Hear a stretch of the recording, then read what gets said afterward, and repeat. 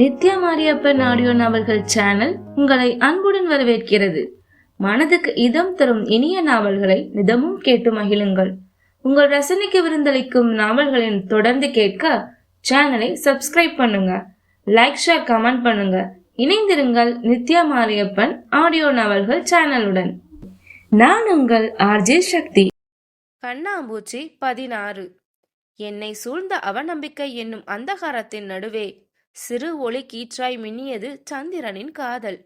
போலியான நாடகத்தனமான வார்த்தைகள் இல்லை, உயர்ந்த பரிசுகளோ ஆர்ப்பாட்டமான கலாட்டங்களோ இல்லை.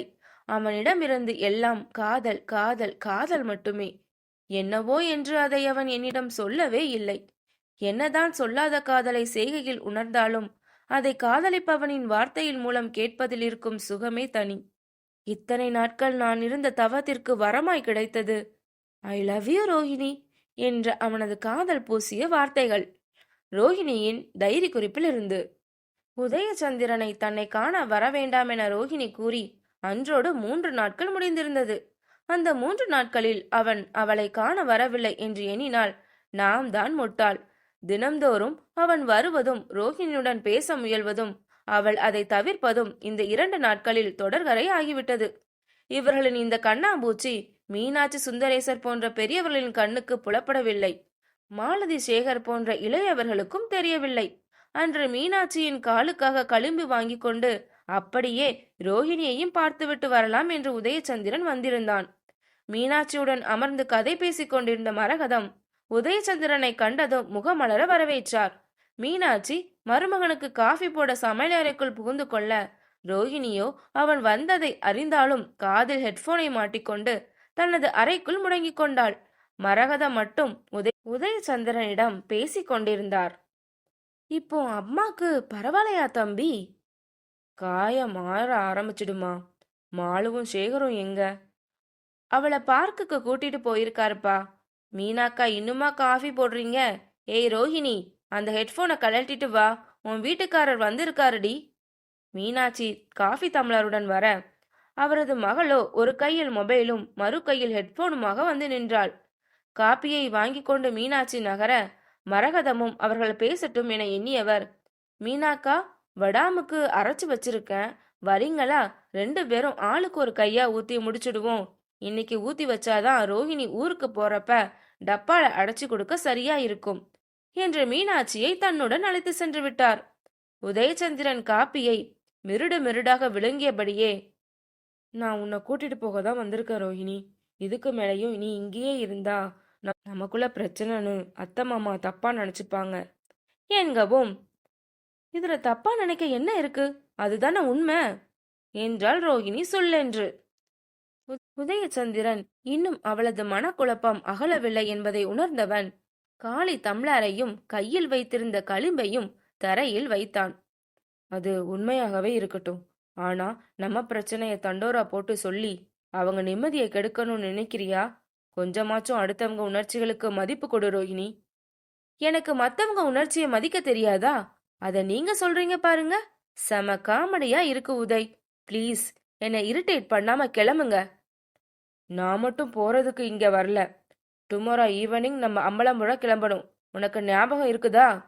நல்ல ஞாபகம் இருக்கு. ஆனா உங்க கூட நான் வரப்போறதில்ல. என் மனசுல இருக்கிற கொதிப்பு எப்ப அடங்குதோ அப்பதான் நான் அங்க வருவேன். வைத்திய மாதிரி பேசாதடி. முதல் முறையாக அவன் டீ போட்டு அதட்டவும் வாயெடுத்தி போனாள் ரோஹிணி. கண்கள் விரிய அமைதியாய் நின்றவள் விரக்தியாய் முறுவலித்தாள். மெடுசாவோட கதை தெரியுமா? மனசிறஞ்சி தான் கும்பிட்ட அதினா தெய்வத்துக்கு அவ உண்மையாதான் இருந்தா. அப்படி இருந்தும் அவங்களோட சாபத்துக்கு ஆளாகி உலகத்திலேயே அழகான பெண்ணா இருந்தவ தலைமுடியெல்லாம் பாம்பா மாறி அரக்கி ரூபத்துக்கு மாறினா. இதுக்கு யார் காரணம்? மெடுசாவா? இல்லவே இல்ல. மெடுசா மேல பொசிட்டோனுக்கு இருந்த காமம் அவனை சுயநலவாதியா மாத்துச்சு. அவ வணங்கின அதினாவுக்கு தன்னோட கோவில் கலங்கப்பட்டதுதான் தெரிஞ்சதே தவிர அதுக்கு மெடுசா எந்த வகையிலும் காரணம் இல்லைங்கிறது புரியல. ஒரு ஆணோட சுயநலம்தான் அழகியா இருந்த மெடுசாவை அரக்கியா மாற வச்சுது. அன்னையில இருந்து இன்னைக்கு வரைக்கும் ஆண்கள் மாறவே இல்லை. அதே சுயநலம், தான் நினைச்சது நடக்கணுங்கிற பிடிவாதம், மத்தவங்களோட உணர்ச்சிகளுக்கு மரியாதை கொடுக்காத திமிர் எதுவுமே மாறல.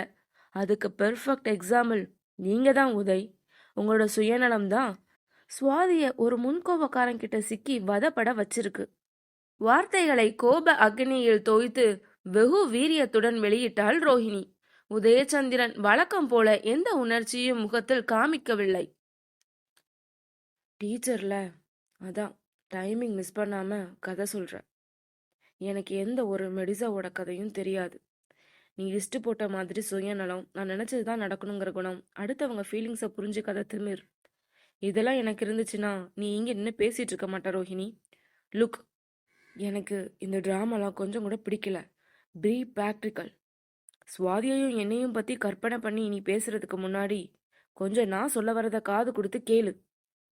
ரோஹிணி மறுபாய் தலை அசைத்தவள். எல்லாத்தையும் கேட்க வேண்டியவங்க வாயால கேட்டு முடிச்சிட்டேன்.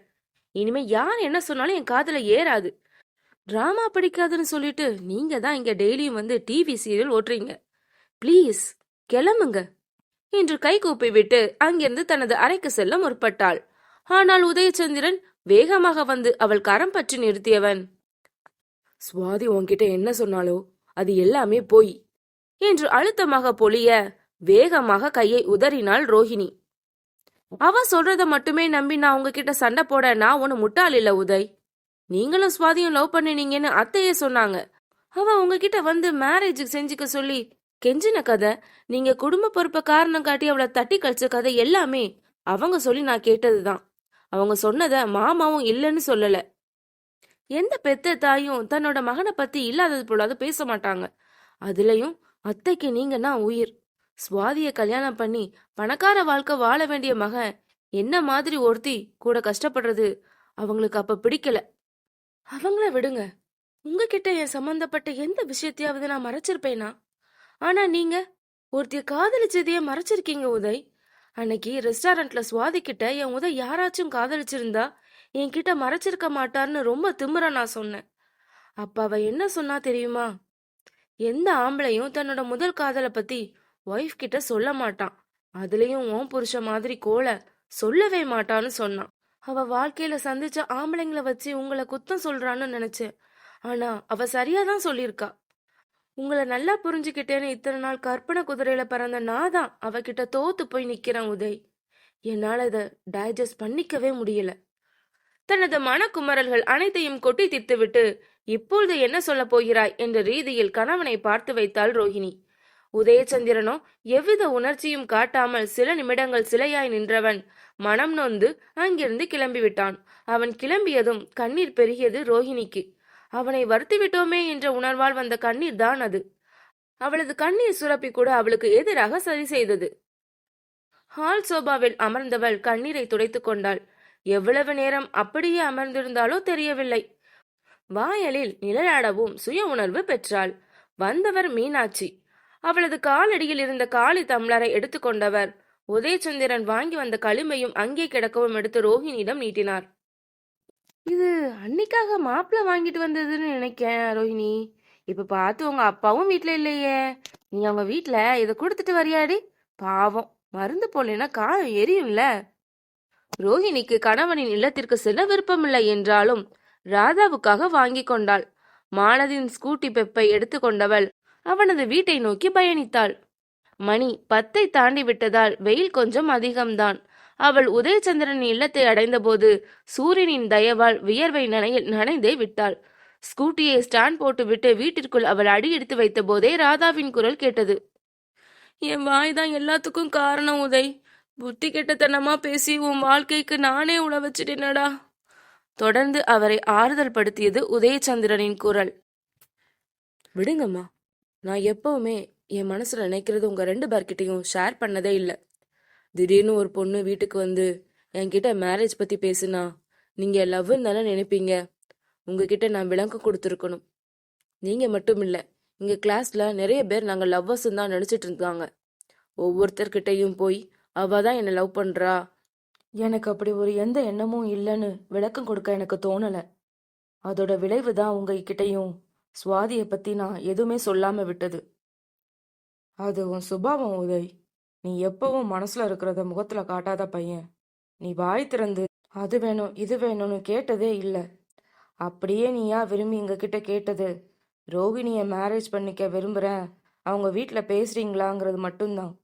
அப்பவே நீ சுவாதியா லவ் பண்ணலன்னு எங்க புத்திக்கு உரைச்சிருக்கணும் உதய் என்று அவனை தேற்றினார் கிருஷ்ணமூர்த்தி. உரையாடல் முழுவதையும் கேட்டுவிட்டு அதிர்ந்து நின்றாள் ரோஹிணி. அப்படியென்றால் உதயச்சந்திரன் சுவாதியை காதலிக்கிறான் என்று எண்ணியது தனது மாமனார் மாமியாரின் யூகம் மட்டும்தானா?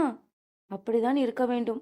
ஏனெனில் தன்னை விரும்பி மணக்க அவர்களிடம் வெளிப்படையாக கேட்டவன் எப்படி இன்னொருத்தியை காதலித்ததை மட்டும் மறைத்திருப்பான்? சுவாதியின் நடவடிக்கைகளை வைத்து அவளும் உதயச்சந்திரனும் காதலிப்பதாக ஒரு காலத்தில் மாலதியை நம்பினாள் அல்லவா? ரோஹிணிக்கு இப்போதே உதயச்சந்திரனிடம் அவனது செய்கைக்கான விளக்கத்தை கேட்டே ஆக வேண்டுமென்ற வேகம் பிறந்தது. விறுவிறுவென ராதாவின் அறைக்குள் நுழைந்தவள், உங்க மகன் ஆயின்மெண்ட் டியூபை வச்சுட்டு வந்துட்டார அத்த, அதை கொடுக்க தான் வந்தேன், இந்தாங்க என்று நீட்டவும் ராதா வாங்கி கொண்டார். உடனே அவர் அருகே அமர்ந்திருந்த உதயச்சந்திரனை நோட்டமிட்டவள், உங்ககிட்ட கொஞ்சம் பேசணும், மாடி ரூமுக்கு வரீங்களா என வினவ அவன் மறு பேச்சின்றி எழுந்தான். ராதாவும் கிருஷ்ணமூர்த்தியும் இப்போது இவர்கள் சண்டையிட்டுக் கொள்வார்களோ என்று பதற, ரோஹிணியோ என்று, எனக்கு ஒரு ஸ்கூல்ல வேலை கிடைச்சிருக்குன்னு சொன்னேன்ல, அதை பத்தி தான் பேச போறேன் என்றால் அவர்களுக்கு நிம்மதி அளிக்கும் விதமாக. சொன்னதோடு உதயச்சந்திரனை மாடி அறைக்கும் அழைத்து சென்று விட்டாள். அறைக்குள் நுழைந்த பிறகும் அமைதியாய் நின்றவனை பார்த்தவளுக்கு சற்று எரிச்சல் மண்டியது. இவன் வாயை திறந்து அனைத்தையும் சொல்லிவிட்டால் தனது தலைக்குள் வெடித்து சிதறும் எரிமலை மறையும் என்று எண்ணியவள், நீங்க பேசின எல்லாத்தையும் நான் ஒட்டு கேட்டுட்டேன். நீங்க சுவாதியை லவ் பண்ணலன்னு தெரிஞ்சுக்கிட்டேன். சுவாதி சொன்னது பொய். உங்க அம்மா அப்பாவோட தாட்ஸ் எல்லாமே வெறும் யூகம் மட்டும்தானே இப்ப புரியுது. ஆனா மாமா கடைசியா ஒன்னு சொன்னாரே, நீங்க என்ன மேரேஜ் பண்ணிக்க விரும்பி கேட்டீங்கன்னு, அது என்ன கதை? இப்பவும் வாயில கொழுக்கட்டைய வச்சிருக்கிற மூட்ல இருந்து வெளியே வந்து தயவு பண்ணி உங்க மனசுல என்ன இருக்குன்னு சொல்லி தொலைக்கிறீங்களா என்று பொறிந்து தள்ளினாள். என் மனசுல நீதான் இருக்க. உதயச்சந்திரன் நிதானம் தொலைக்காதவனாக மறுமொழி பகிரவும் ஒரு நொடி உச்சி குளிர்ந்தது ரோஹிணிக்கு. ஆனால் அவளுக்கு அது மட்டும் போதாதே, முழு விவரத்தையும் கேளடி என்று அவளது மனசாட்சி ரோஹிணியை சுரண்டி விட்டது. புருஷ மனசுல பொண்டாட்டி இருக்கிறது ஒன்றும் பெரிய விஷயம் இல்லை.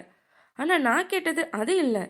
நீங்க என்ன மேரேஜ் பண்ணிக்க விரும்புனீங்கன்னு மாமா சொன்னார். அதுக்கு என்ன காரணம்? மேட்ரிமோனியில என்னோட ப்ரொஃபைலை பார்த்துட்டு அந்த முடிவுக்கு வந்தீங்களா? உன்னை மேரேஜ் பண்ணிக்கிறணும் தான் நான் அந்த மேட்ரிமோனியில உன் ஃபேமிலிக்கு என் ப்ரொஃபைலை அனுப்ப சொன்னேன். ரோஹிணிக்கு இப்போது குழப்பமானது. என்ன சொல்றீங்க நீங்க? நம்மளோடது அரேஞ்ச் மேரேஜ் தானே? ஐ மீன், உங்களை பொறுத்த வரைக்கும் என் ப்ரொஃபைலை மேட்ரிமோனியில பார்த்து உங்களுக்கு பொருத்தமா இருப்பேன்னு நினைச்சு தானே நீங்க எங்க ஃபேமிலியை காண்டாக்ட் பண்ணினீங்க. இப்ப வேற என்னமோ சொல்றீங்க. ப்ளீஸ் புரியுற மாதிரி சொல்லுங்க உதய்.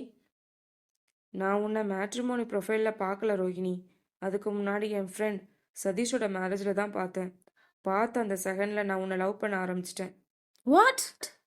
உதயச்சந்திரன் அழுத்தமாக ஏறிட்டவன், ஐ லவ் யூ என்றான் எவ்வித அலட்டலுமின்றி. இது நாள் வரை அவனிடம் கேட்டறியாத வார்த்தை. இது உண்மைதானா? கலக்கமாய் அவனை நோக்கியவளிடம் உண்மைதான் என்று உரைத்தது கண்ணாடி ஃப்ரேமுக்குள் அடைக்கலம் பூந்திருந்த உதயச்சந்திரனின் விழிகள். இப்படி, ஐ மீன், இதெல்லாம் உதய். சந்தோஷ மிகுதியில் வார்த்தைகள் கோர்வையாக வராமல் சோதித்தது ரோஹிணியை. எப்படின்னு கேட்டா என்ன அர்த்தம்? நீ எப்படி என்னை பார்த்து ஃப்ராக்ஷன் ஆஃப் செகண்ட்ல க்ரஷ்னு மனசுல பதிய வச்சுட்டியோ அதே மாதிரி தான் நானும் சதீஷோட மேரேஜில் உன்னை பார்த்த செகண்டில் லவ் பண்ண ஆரம்பிச்சிட்டேன். அதுக்கு முன்னாடி காலேஜ் டேஸில் எனக்கு உன்னை ரொம்ப பிடிக்கும். பட் அது வெறும் பிடித்த மட்டும்தான். ஏன்னா அந்த ஏஜில் உன்னை பார்க்குறப்ப ஸ்கூல் முடிச்சு குழந்தைத்தனம் மாறாத குறும்புக்கார பொண்ணுன்னு மட்டும்தான் தோணுச்சு. எப்படி என்னோட ஒவ்வொரு மனரசத்தையும் நீ ரசிச்சியோ அதே மாதிரி ஒவ்வொரு தடவையும் எனக்கும் உனக்கும் இடையில நடக்கிற ஒவ்வொரு சந்திப்புலையும் உன்னோட ஒவ்வொரு செய்கையையும் நான் ரசிச்சிருக்கேன். தப்பு பண்ணிட்டு முழிக்கிறது, அப்புறம் சமாளிக்கிறது, ஏதாச்சும் அட்வைஸ் பண்ணுனா மைண்ட் வாஷ்ல திட்டுறதுன்னு உன்னோட ஒவ்வொரு செய்கையும் எனக்கு மனப்பாடம். உதயச்சந்திரன் சொல்வதை கதை போல கேட்டுக்கொண்டிருந்தாள் ரோஹிணி. அவளுக்குள் இருக்கும் மனசாட்சியோ அவளது வார்த்தைகளில் புத்துயிர் பெற்று உற்சாக வெள்ளத்தில் நீந்த ஆரம்பித்திருந்தது. வெறுமனே ரசிச்ச உன்னை காதலிக்க சொன்னது எதுன்னு எனக்கு தெரியல. உன்னை மறுபடி பார்க்காம இருந்திருந்தா சராசரி மனுஷனா நானும் உன்னை மறந்திருப்பேனோ என்னவோ. ஆனா சதீஷோட மேரேஜ்ல பார்த்ததுல இருந்து என்னால உன்னை மறக்க முடியல. அவள் மீது தனக்கு காதல் துளிர்ந்த தருணத்தை விளக்க ஆரம்பித்தான் உதயச்சந்திரன். சொல்லும் போதே அவன் முகம் கனிய துவங்கியது. இது நாள் வரை அவனிடம் கேட்டறியாத வார்த்தை. இது உண்மைதானா? கலக்கமாய் அவனை நோக்கியவளிடம் உண்மைதான் என்று உரைத்தது கண்ணாடி பிரேமுக்குள் அடைக்கலம் புகுந்திருந்த உதயச்சந்திரனின் விழிகள். எப்படி? ஐ மீன், இதெல்லாம் உதய். சந்தோஷ மிகுதியில் வார்த்தைகள் கோர்வையாக வராமல் சோதித்தது ரோஹிணியை. எப்படின்னு கேட்டா என்ன அர்த்தம்? நீ எப்படி என்னை பார்த்து ஃப்ராக்ஷன் ஆஃப் செகண்ட்ல க்ரஷ்னு மனசுல பதிய வச்சுட்டியோ அதே மாதிரி தான் நானும். சதீஷோட மேரேஜ்ல உன்னை பார்த்த செகண்ட்ல லவ் பண்ண ஆரம்பிச்சிட்டேன். அதுக்கு முன்னாடி காலேஜ் டேஸ்ல எனக்கு உன்னை ரொம்ப பிடிக்கும். பட் அது வெறும் பிடித்த மட்டும்தான். ஏன்னா அந்த ஏஜ்ல உன்னை பார்க்குறப்ப ஸ்கூல் முடிச்சு குழந்தைத்தனம் மாறாத குறும்புக்கார பொண்ணுன்னு மட்டும்தான் தோணுச்சு. எப்படி என்னோட ஒவ்வொரு மனரசத்தையும் நீ ரசிச்சியோ அதே மாதிரி ஒவ்வொரு தடவையும் எனக்கும் உனக்கும் இடையில நடக்கிற ஒவ்வொரு சந்திப்புலையும் உன்னோட ஒவ்வொரு செய்கையையும் நான் ரசிச்சிருக்கேன். தப்பு பண்ணிட்டு முழிக்கிறது, அப்புறம் சமாளிக்கிறது, ஏதாச்சும் அட்வைஸ் பண்ணுனா மைண்ட் வாஷ்ல திட்டுறதுன்னு உன்னோட ஒவ்வொரு செய்கையும் எனக்கு மனப்பாடம். உதயச்சந்திரன் சொல்வதை கதை போல கேட்டுக்கொண்டிருந்தாள் ரோஹிணி. அவளுக்குள் இருக்கும் மனசாட்சியோ அவளது வார்த்தைகளில் புத்துயிர் பெற்று உற்சாக வெள்ளத்தில் நீந்த ஆரம்பித்திருந்தது. வெறுமனே ரசிச்ச உன்னை காதலிக்க சொன்னது எதுன்னு எனக்கு தெரியல. உன்னை மறுபடி பார்க்காம இருந்திருந்தா சராசரி மனுஷனா நானும் உன்னை மறந்திருப்பேனோ என்னவோ. ஆனா சதீஷோட மேரேஜ்ல பார்த்ததுல இருந்து என்னால உன்னை மறக்க முடியல. அவள் மீது தனக்கு காதல் துளிர்ந்த தருணத்தை விளக்க ஆரம்பித்தான் உதயச்சந்திரன். சொல்லும் போதே அவன் முகம் கனிய துவங்கியது.